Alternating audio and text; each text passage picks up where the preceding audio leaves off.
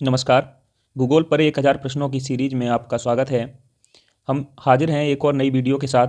इसमें काफ़ी इंपॉर्टेंट प्रश्नों को शामिल किया है। तो आइए शुरू करते हैं। आज का पहला प्रश्न है गुवाहाटी। गुवाहाटी जो असम का एक शहर है, ये किस नदी के तट पर बसा है?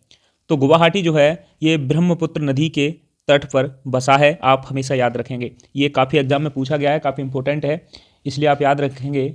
ये ब्रह्मपुत्र नदी के तट पर बसा है। ब्रह्मपुत्र नदी की अगर हम बात करें तो आइए जानते हैं ये जो है निकलती कहाँ से है? चैम युंग चैम युंगडुंग, ठीक है। चैम युंगडुंग एक हिमानी है, ठीक है। हिमानी कहाँ पर है? ये है मानसरोवर झील के निकट। मानसरोवर झील के निकट से ये निकलती है।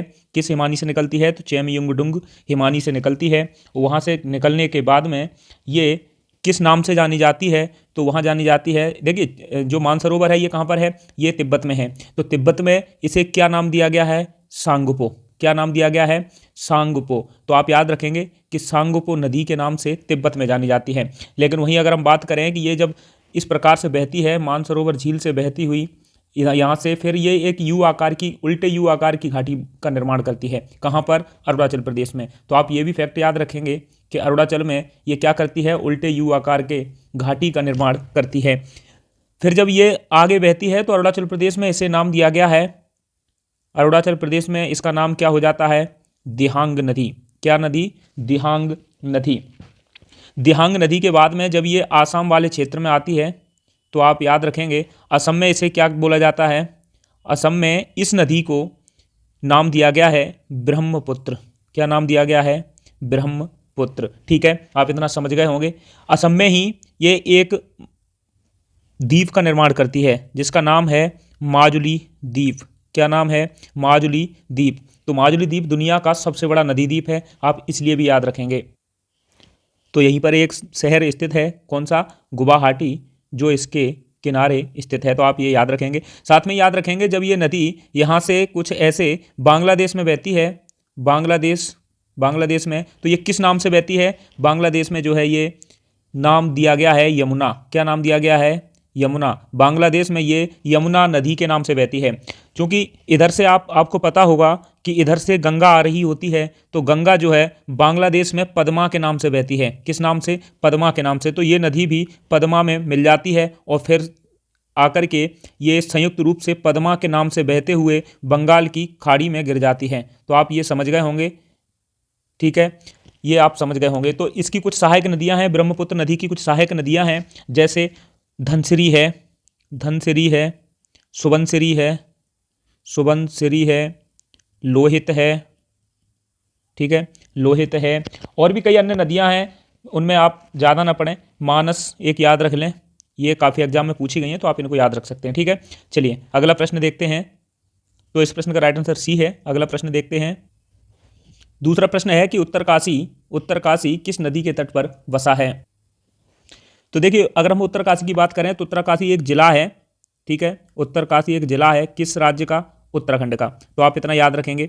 साथ में आप याद रखेंगे उत्तरकाशी में एक स्थान है जिसका नाम है, एक हिमानी है जिसका नाम है क्या? गोमुख, ठीक है। आप समझ गए होंगे, गोमुख हिमानी। तो गोमुख हिमानी जो है यहाँ से निकलती है एक नदी जिसका नाम है भागीरथी। गोमुख हिमानी से एक नदी निकलती है जिसका नाम है भागीरथी, ठीक है। क्या नाम है? भागीरथी नदी। जब यह नदी आगे जाती है तो देखिए आप समझ गए होंगे कि गोमुख जो हिमानी है ये कहाँ पर है? उत्तरकाशी में। तो इसी के किनारे से ये एक नदी निकलती है जिसका नाम है भागीरथी नदी। तो उत्तरकाशी जो है किस नदी के किनारे स्थित होगा? भागीरथी नदी के किनारे स्थित होगा, ठीक है। तो यहाँ आकर के यानी कि देवप्रयाग, ये भी उत्तराखंड में ही है। तो देवप्रयाग में एक नदी आकर के मिल जाती है जिसका नाम है अलकनंदा, ठीक है। तो यहाँ अलकनंदा आकर के इसमें मिल जाती है। अलकनंदा के मिलने के बाद में ये जो नदी है, यहाँ से देखिए, यहाँ से यहाँ तक क्या नाम था? भागीरथी। लेकिन यहाँ से फिर ये जब बहती है तो इसका नाम गंगा हो जाता है। क्या हो जाता है? गंगा हो जाता है। और गंगा ये नाम एंड तक चलता है, लेकिन बांग्लादेश में इसका नाम क्या हो जाता है? पद्मा हो जाता है। मैंने अभी आपको बताया था, बांग्लादेश में इसका नाम पद्मा हो जाता है, ठीक है। पद्मा नदी के नाम से बहती है। तो अब वहीं अगर हम बात करें, देखिए जो गंगा नदी है ये भारत की सबसे लंबी नदी है, ठीक है, भारत की सबसे लंबी नदी है।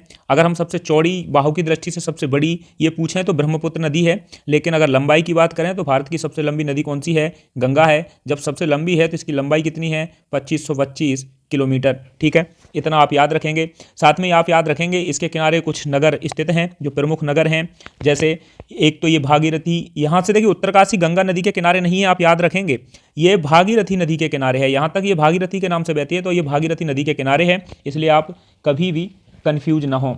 साथ में ही आप याद रखें कि गंगा जो नदी है इसके किनारे कुछ महत्वपूर्ण नगर स्थित हैं, जैसे हरिद्वार, ठीक है, उत्तराखंड का हरिद्वार है। उसके बाद में आप याद रखेंगे क्या? फतेहपुर, यूपी का फतेहपुर, यूपी का ही वाराणसी, ये कुछ प्रमुख शहर हैं जो इस के किनारे स्थित हैं। बिहार का भागलपुर, पटना, भागलपुर, पटना, ठीक है, ये कुछ और अन्य शहर हैं जो इसके किनारे स्थित हैं।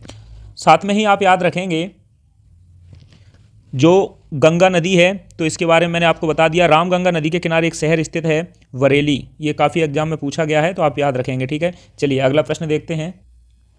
अगला प्रश्न है कि निम्न में से कौन सा शहर गंगा के किनारे अब स्थित नहीं है? तो मैंने अभी आपको बताया था कि हरिद्वार जो है इसके किनारे स्थित है, कानपुर इसके किनारे स्थित है। एक और बात, गंगा नदी के किनारे सबसे बड़ा नगर जो है वो कानपुर है, तो आप ये भी याद रखेंगे, ये पूछा गया है सबसे बड़ा नगर गंगा के किनारे वो कानपुर है, तो आप ये याद रखेंगे। भागलपुर बिहार का स्थित है, पटना भी है। गोरखपुर जो है ये गंगा नदी के किनारे स्थित नहीं है, ये कौन सी नदी के किनारे स्थित है? राप्ती, ठीक है, तो ये राप्ती नदी के किनारे स्थित है, तो इस प्रश्न का आंसर क्या है? डी है। अगला प्रश्न देखते हैं। अगला प्रश्न है कि संप्राय मैदान संबंधित है, संप्राय मैदान किससे बनता है या किससे संबंधित है? तो आप इनके लिए याद रखेंगे जो संप्राय मैदान है, पहले तो देखिए वायु जो है उसके द्वारा भी कुछ आकृतियाँ बनती हैं, जैसे आपसे पूछा भी गया है क्या, वायु जो है वायु के द्वारा एक बनता है जीवगैन, ठीक है, जीवगैन एक आकृति है, ये वायु के द्वारा बनाई जाती है। साथ में ही आप याद रखेंगे यारडंग, क्या? यारडंग, ठीक है। यारडंग के बाद में आप याद रखेंगे पिलाया, जो चीन में एक मैदान है पिलाया, ये किसके द्वारा बनता है? ये भी वायु के द्वारा बनता है। इंसेलबर्ग भी काफ़ी पूछा गया है, तो इंसेलबर्ग और छत्रक, ठीक है, ये सभी किसके द्वारा बनते हैं? ये वायु के द्वारा बनते हैं। भूमिगत, अगर हम जो भूमिगत जल है उसकी बात करें तो भूमिगत जल से कुछ विशेष आकृतियां बनती हैं, जैसे गीजर, ठीक है, गीजर अमेरिका के गीजर आपने सुने होंगे, गीजर हो गया। साथ में ही कंदरा, ठीक है, और लेगमाइट, ठीक है, तो ये जो है किसके द्वारा बनने वाली आकृतियां हैं? भूमिगत जल के द्वारा।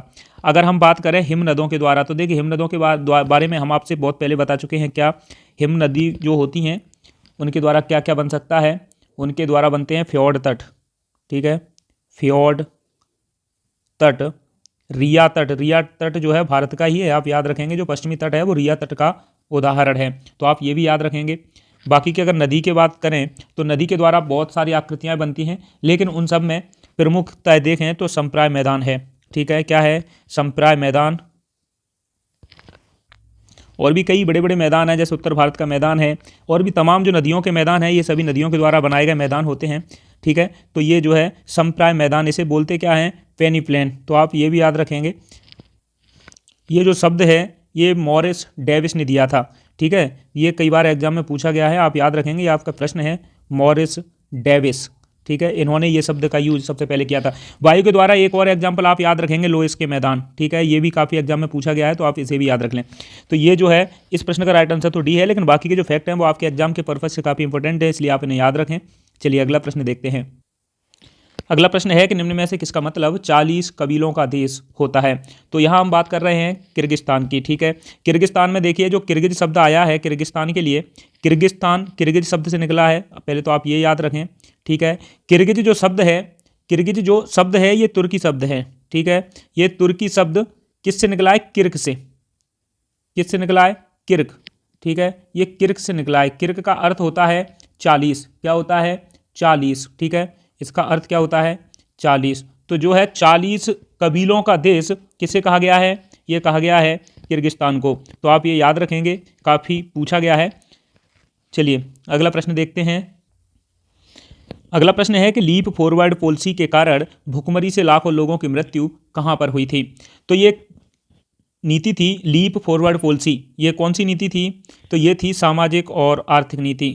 आप ये याद रखेंगे, सामाजिक व आर्थिक नीति। ये कब चलाई गई थी? तो 1958 से 1960 के बीच में। ठीक है, ये किसके द्वारा चलाई गई थी? तो आप याद रखेंगे, ये चीन सरकार के द्वारा चलाई गई थी, जिसके वजह से क्या हुआ था? लाखों लोगों की भुखमरी के कारण मृत्यु हो गई थी। तो इस प्रश्न का राइट आंसर क्या है? सी है, अर्थात चीन। अगला प्रश्न देखते हैं। अगला प्रश्न है चेरनोबिल परमाणु आपदा घटित हुई थी। काफ़ी इंपॉर्टेंट प्रश्न है, कई एग्जाम का प्रश्न है। जैसे आपने सुना होगा भारत में भोपाल गैस त्रासदी। ठीक है, भोपाल गैस त्रासदी। तो ये भी जो है भोपाल गैस त्रासदी कब हुई थी? 1984 में। 2-3 दिसंबर की बात है, 1984 में ये घटना हुई थी। ठीक है, इसमें क्या हुआ था? इसमें यूनियन जो कार्बाइड फैक्ट्री थी, यूरेनियम कार्बाइड फैक्ट्री, ठीक है, इसमें धमाका हुआ था, जिसके वजह से ये जो घटना हुई थी ये उत्पन्न हुई थी। ठीक है, वैसे ही चेरनोबिल परमाणु घटना हुई थी। ये कब हुई थी? अप्रैल 1986 में। ये आपसे पूछा गया है। देखिए 1991 में जो संयुक्त रूस था, सोवियत संघ रूस जिसे कहा जाता है, तो 1991 में ये डिवाइड हुआ था, लेकिन 1991 से पहले ये अनडिवाइडेड था। तो उस समय जो है ये घटना कहाँ हुई थी? सोवियत संघ, ठीक है, सोवियत संघ रूस में। साथ में आप याद रखेंगे वो क्षेत्र जहाँ ये घटना हुई थी वो वर्तमान में कहाँ है? वो है यूक्रेन में। ठीक है, कहाँ है? यूक्रेन में। तो इस प्रश्न का राइट आंसर क्या है? सी है। अगला प्रश्न देखते हैं। अगला प्रश्न है उड़ने वाले पक्षियों में सबसे ऊंचे कद वाला पक्षी कौन सा है? देखिए पूछा गया है सबसे ऊंचे कद वाला, लेकिन साथ में ये लिखा है कि उड़ने वाले पक्षियों में सबसे ऊंचा बताना है।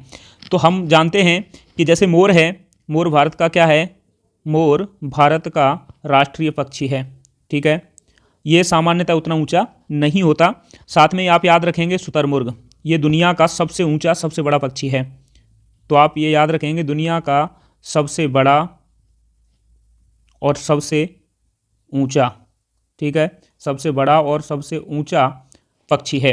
ठीक है, शुतुरमुर्ग के एक अंडे का वजन लगभग 2 किलो होता है। तो आप ये भी याद रख सकते हैं, ये कंकड़ पत्थर भी खा सकता है, इतना भी याद रख सकते हैं। ठीक है, हमिंग जो बर्ड होता है ये दुनिया का सबसे छोटा पक्षी माना जाता है, दुनिया का सबसे छोटा पक्षी।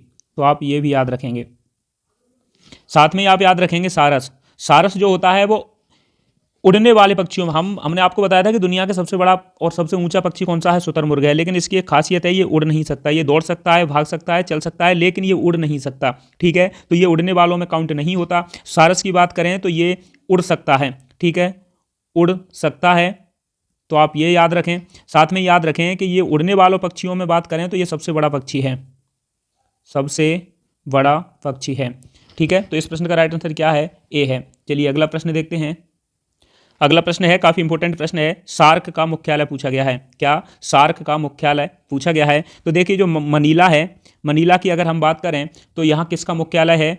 एडीबी अर्थात एशियन डेवलपमेंट बैंक का मुख्यालय यहाँ पर है। ठीक है, साथ में आप याद रखेंगे जो ढाका है, ढाका में किसका मुख्यालय है? ढाका में मुख्यालय है बिम्सटेक का। किसका? बिम्सटेक। आपने सुना होगा या पढ़ा होगा, कभी बताएंगे आपको। ठीक है, अगर हम बीजिंग की बात करें तो बीजिंग में जो मुख्यालय है वो है एससीओ का। एससीओ मतलब संघाई सहयोग संगठन। ठीक है, तो ये जो है बीजिंग में है। काठमांडू की अगर हम बात करें तो काठमांडू में मुख्यालय है किसका? सार्क का। तो आप इतना याद रखेंगे, जो कुछ मुख्यालय हैं विशेष करके एशिया में स्थित हैं वो उन सभी के मुख्यालय यहाँ पर हैं, तो देख लीजिएगा। अब अगर हम बात करें किसकी? सार्क की। ठीक है, तो सार्क जो है इसका सबसे पहले तो फुल फॉर्म आप याद रखेंगे, हमेशा पूछा जाता है। क्या है इसका फुल फॉर्म? इसका फुल फॉर्म है साउथ एशियन एसोसिएशन। ठीक है, South Asian Association for Region Corporation. ठीक है, for regional corporation.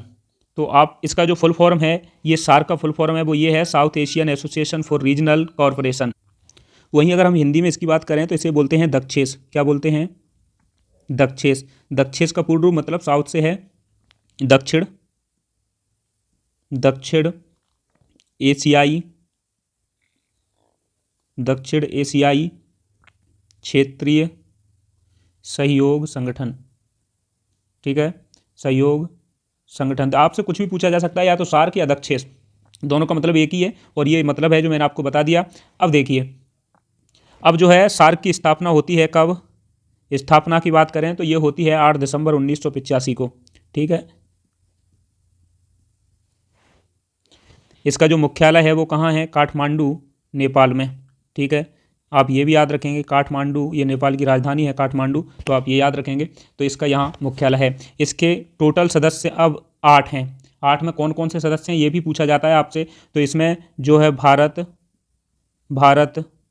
Pakistan, Bharat है, पाकिस्तान है, बांग्लादेश है।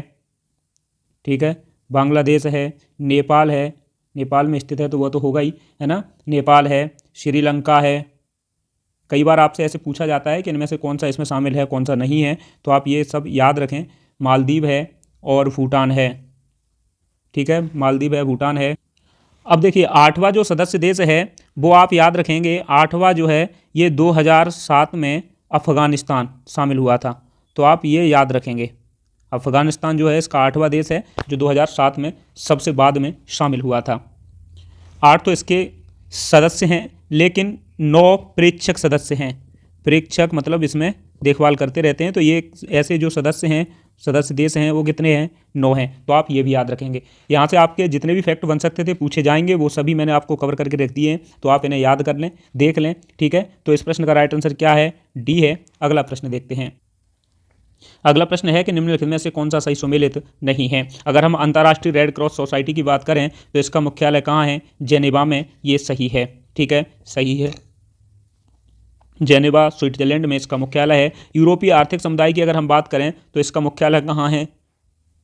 ब्रुसेल्स में है। ये भी सही है। अंतर्राष्ट्रीय न्यायालय की बात करें तो मैंने आपको बताया था इसका मुख्यालय कहाँ है? द हैग, नीदरलैंड में। ठीक है, ये भी सही है। अंतर्राष्ट्रीय न्यायालय की बात कर रहे हैं तो द हैग नीदरलैंड में, लेकिन अंतर्राष्ट्रीय ये जो संयुक्त राष्ट्र संघ है उसका अगर मुख्यालय पूछें तो न्यूयॉर्क में है।